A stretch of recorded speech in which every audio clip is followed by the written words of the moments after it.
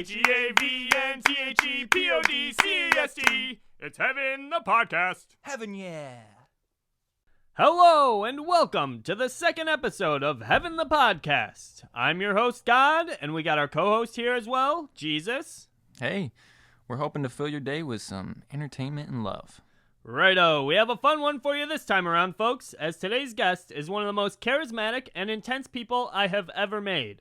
Well known for his high level of energy and cocaine consumption, this former competitor has held many titles throughout his career, including both the WCW and WWF World Heavyweight titles, and most famously, the WWF Intercontinental title. Rumor has it that once, in a fit of rage, he flexed so hard, the belt popped right off his waist. Let's not stand on ceremony and give it up for Mr. Macho Man Randy Savage. Oh, yeah. Hey, brothers, how's it going? Hey, champ. Hello, Randy. It's Macho Man, all Oh, right? sorry, Mr. Savage. God damn it, God, it's Macho Man. Two words. Sorry. Name. Sorry.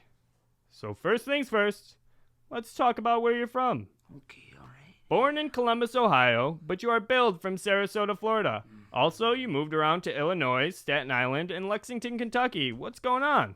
Yeah, well, there's a lot of hokey-pokey and a honky-tonk and big-style funk in that little story you want, but let me tell you something. The only important moves Macho Man's ever made have been in the ring. Yeah, well, that explains it, Randy. It's Macho Man! Oh, me, damn it. Okay, I apologize once again. Jesus must have messed with my notes or something. Gotcha, Dad. Oh, you little rascal. Well, Macho Man, have you enjoyed Heaven so far? Let's hear about some of the pros and cons. Oh, yeah, Macho Man likes it here. But you know, the Macho Man himself, the Mr.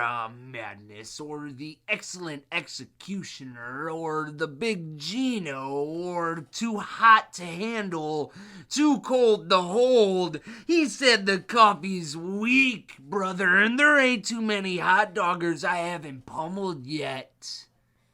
But I guess I ain't got no complaints. No. I do miss being interviewed by Mean Gene, though, yeah. I guess we're not good enough. It's okay, Dad.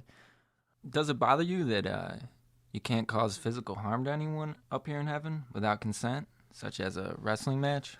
Well, now, the Macho Man doesn't need to physically harm to know he is the strongest and most powerful being in any realm or ring, you know? Besides, like you said, I can still get real grimy in that squared circle, you know what I'm saying? Even if a numbskull is silly enough to take on the Macho Man. Did I hear you say the most powerful in any realm? I did. And I know you're the big guy, but you don't got pythons like me, big guy. Well, maybe not, but Jake the Snake Roberts does, and you certainly know that. And you know that was a cheap shot. Macho Man, it's interesting to me that you don't put an emphasis on the physical punishment of wrestling. What more to it is there? Yeah, well, you know, the Macho Man has just one goal, my friend, and it's beyond wrestling. I can see the coffee, but I just need to put the creamer in it, you know? I am the cream of the crop that they've harvested for wrestling, you know? So as long as I put on the best show for my fans, the pounding of the little Sour Patch Kids is the bonus, yeah. So it's all about the best show, huh? It's never too hard for Macho Man, seeing how when you are the best show is never out of reach. Well, where do you gain inspiration for all this, Mr. Macho Man? Please, just Macho Man. Mr. Macho Man was my father. I miss the guy. I'm pretty sad now. It's weird emotions rushing over me. The purple Huffy bike he bought me. We used to ride it on the beach. Macho Man, the question. Shit. Yeah, where do you gain inspiration for all this? Well, in the 80s, it was cocaine, Van Halen, and spandex, mostly with different colored tiger stripes through them. And Now it's really just TV. I'm a TV guy now, yeah. Really? Yeah. What shows are you watching? I like Law and Order, man. I really like the good writing and the gritty crime shows. Oh, yeah. Miami or SVU? SVU all the way, brother. Ice-T is top of the list for me. Really is amazing. I love that show. So you're interested in acting? The Macho Man holds the highest regard for the actors. Yes, I do. Yeah. Have you acted yourself, other than in professional wrestling? Whoa! There was never any acting in my entire wrestling career. Only sheer high athletic performance and true grit, brother. Oh, I see. As a pipsqueak in school, I did act in a few plays, though, yeah. Well, what roles did you have? Perhaps Gaston in Beauty and the Beast, or a tough pirate in Peter Pan? Shouldn't you know that already, Pop? Well, it gets hard to remember everything. Fair enough. Sorry to interrupt. What roles did you have, Macho Man? Well, you nailed it with Peter Pan. I was actually a pirate who yelled, "Let's get that fairy!" But in all truth, I wanted to be Pan myself. Interesting. Well, didn't it just make sense that you played the pirate? Why? Because I look tough? That doesn't matter. And that sounds like discrimination.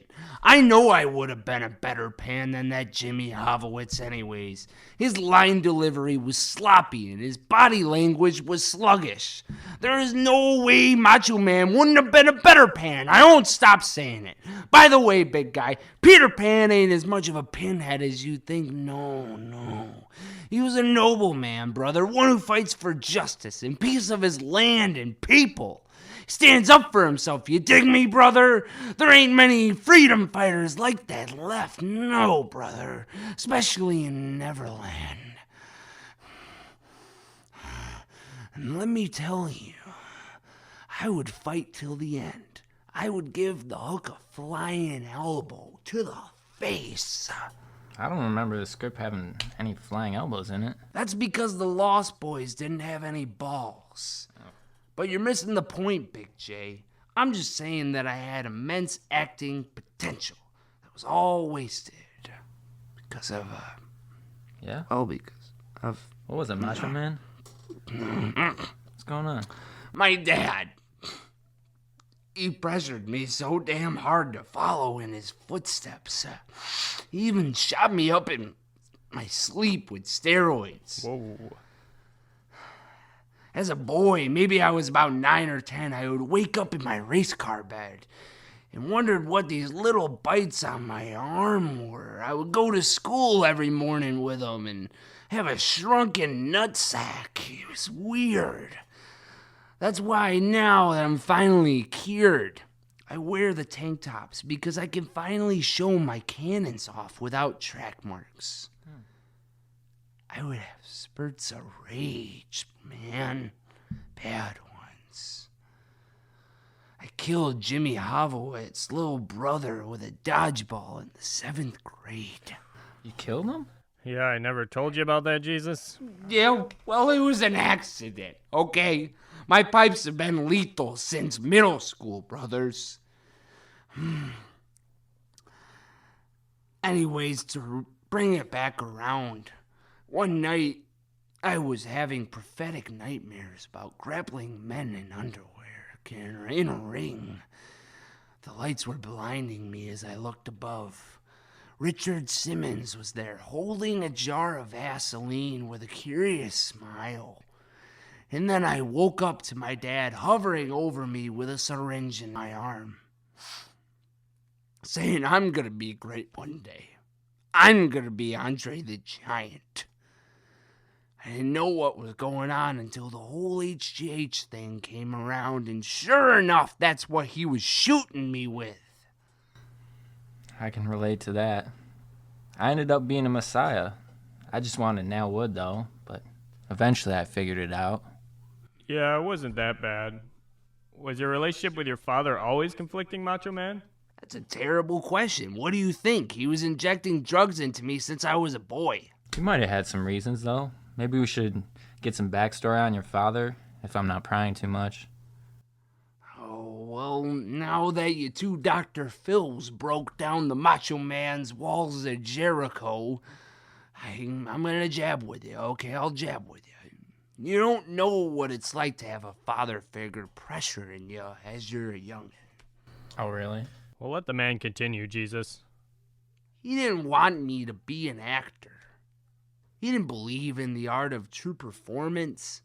He didn't care about saying hi to fans afterwards or inspiring people to do roles of their own and bow at the end of a hearty performance. No. But I did. I always knew that was out there, and he didn't see it. He was always... Well, Macho Man, before you go any further, what if I told you your father Angelo was here, right now, backstage? What is this, Maury? Yes, but before we bring him out, we have to take a break, folks. We will return with Macho Man as well as Angelo Poffo, a.k.a. Mr. Macho Man. Why do you laugh at my failure? Hey there, brothers and sisters, mamas, papas, aunts, and uncles. It's Macho Man here. I got some good news for you. Now, for only $19.95, you can buy yourself a pair of Macho Man signature shades. Yeah. Never has your eyesight been so savage, so ravaging, so strong and damaging, or your getup been so sexy. Damn, those shades make your muscles look so big. That's right, brother. You'll have ladies crawling all over you. So much that you really won't know what to do, no. So much so it will be hard to hold your goo. Now let me tell you about these glasses. There is total 360 coverage of your vision to ensure no light enters your eyeball unfiltered. Get your choice of neck strap as they come in all the glorious colors of the rainbow. Like pummel 'em purple and yell in their face yellow. Don't miss out on this limited time offer, and don't miss out on being perceived as the most handsome, strong, and capable human in all of Earth or heaven. I want to see you in nothing but them glasses, my Macho Man. Oh, yeah. Handsomeness, strength, and capability not guaranteed. Available now on MachoTheMan.com. That's MachoTheMan.com. That's MachoTheMan.com. With promo code Randy, you can save 20% off. God damn it, I said make the code Macho Man.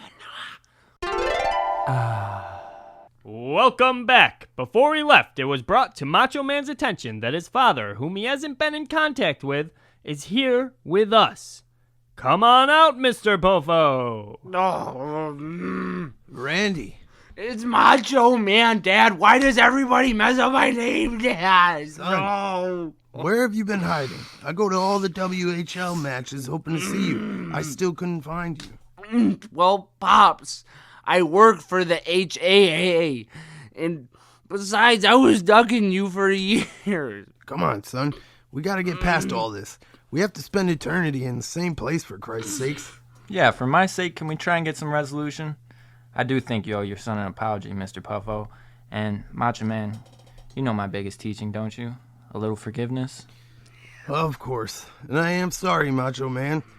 I just knew you kids would have so much potential in wrestling, and there's definitely no denying that. Oh, gosh. Why couldn't you just let me act, Pops? Acting was for the sissy kids, and you know that. Peter Pan is as honorable as anyone, and you know that. Yeah, come on now, Mr. Poffo. Can't you let the boy follow the passion within his heart? Well, of course I can. I couldn't picture my son not following in my footsteps. But I guess I do have to agree with you. And, Yeah, it'd be a little rude to disagree. You are my guest. Son, you do have my blessing. Maybe sometime I can come watch a match. An HWL match or an HAA match. Yeah.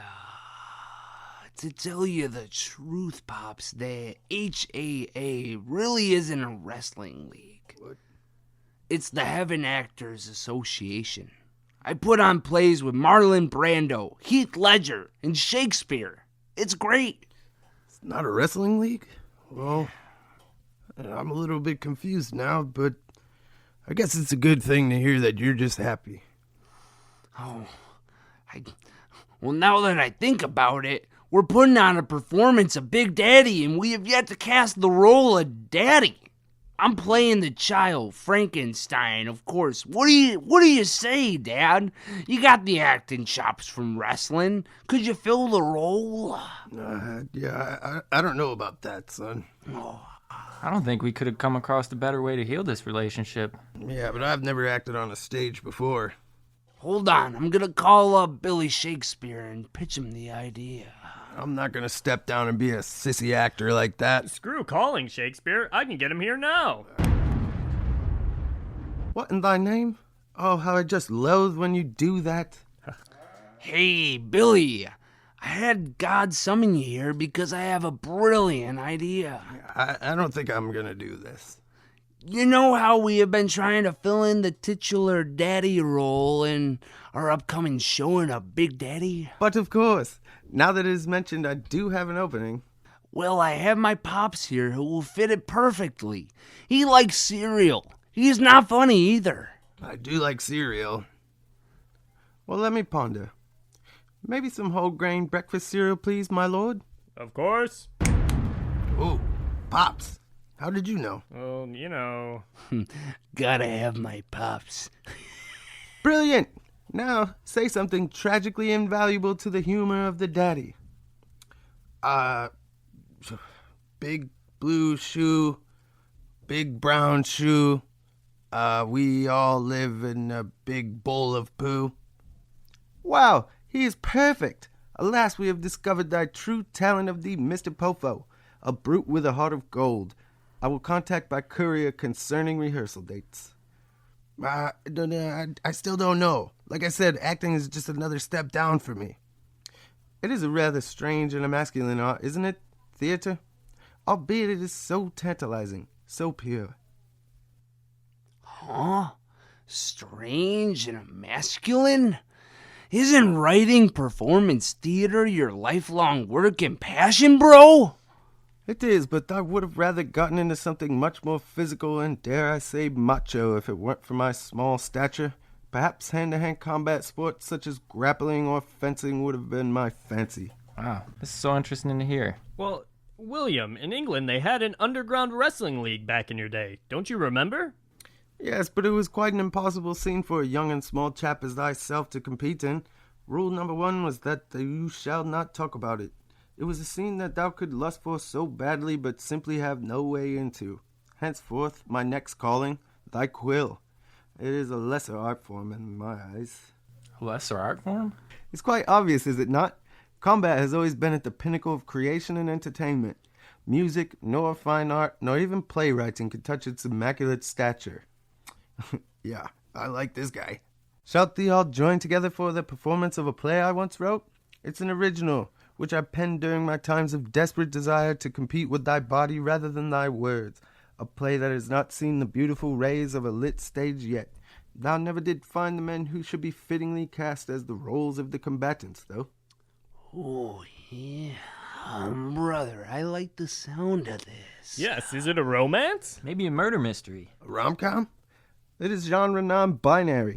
I managed to use nearly every theme imaginable. This all sounds wonderful, but I'm afraid first we have to take a break. We'll be right back with more Heaven the Podcast and a reading of a never-released Shakespeare play. Oh boy, this is all so exciting!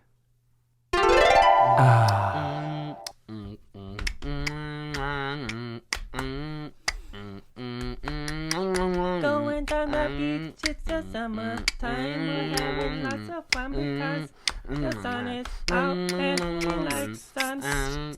It's vitamin D. Don't you know it's science? We're all so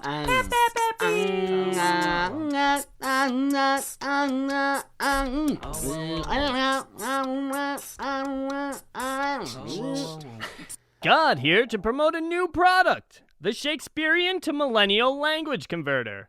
Features include spoken examples of phrases from modern-day vernacular to Shakespearean language, and vice versa. This package also contains a mini-book for convenient carrying. Phrases such as LOL, Uproarious laughter aloud. BRB, Will return in less than a fortnight. and TTYL Farewell, until thou shalt meet again. are easy to translate with these handy tools.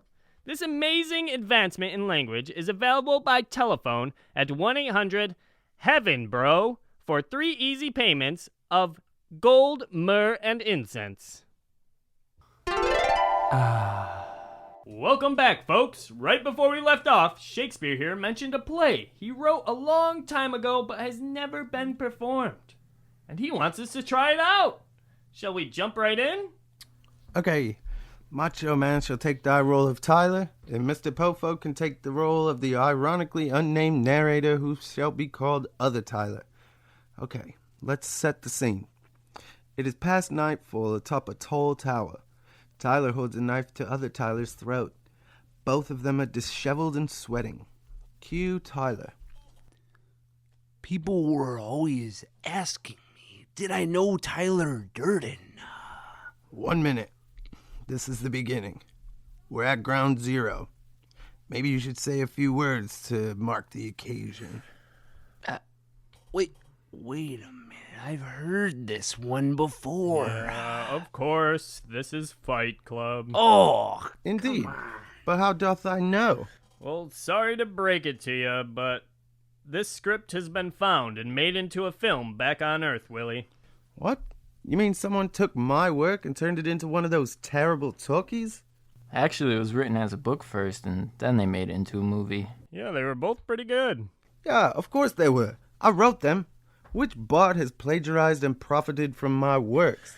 Well, it's many people, actually. I'm terribly sorry, William. Well, now there's no use in this production. I'm going back to hang out with Heath Ledger. He's a fine young actor, and he's a man who can solve all your issues with small round balls which you swallow and feel precious afterwards. Well, wait, Will. Could you stay for just a while longer? We are about to play a game, and it involves wrestling. With great reluctance, I accept. All right, great. Looks like it's time to play Beat Jesus! This episode, we're going to take advantage of our guest professions and have ourselves a gauntlet match. Zeus, Thor, come set up the wrestling ring.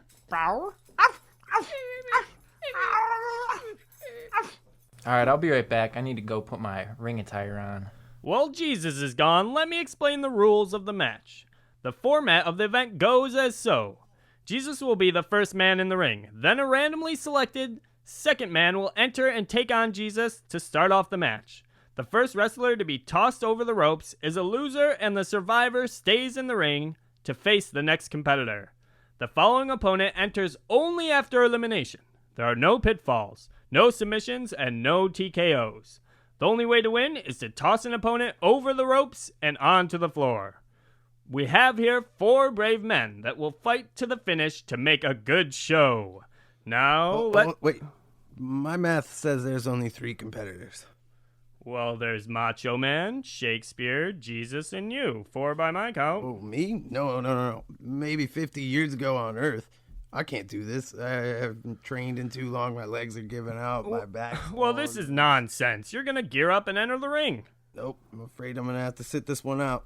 I'm happy to keep these headphones on and commentate with you.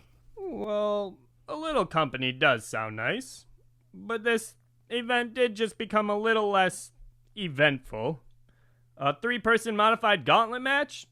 Nevertheless, we will continue. Prepare, Macho Man! ready and steady, stocked and locked, ready to drop, God. Oh, I love it. And William? Yes, ever so ready. Perfect. Jesus? Jesus? Yeah, I'm ready. All right. Well, you got your unitard on backwards. Oh, really? Can't you see the tag in the I front? believe it's called the singlet. Yeah. Whatever. Just fix that up. All right. Well, I'll just get announcing. From Judea of the Roman Empire, at an unknown height and weight because they didn't have scales and measuring tape in the BCs. In the left corner, Jesus of Nazareth. Go Jesus! And his first opponent, after a random selection in the raffle wheel, from Stratford upon Avon, Warwickshire, England.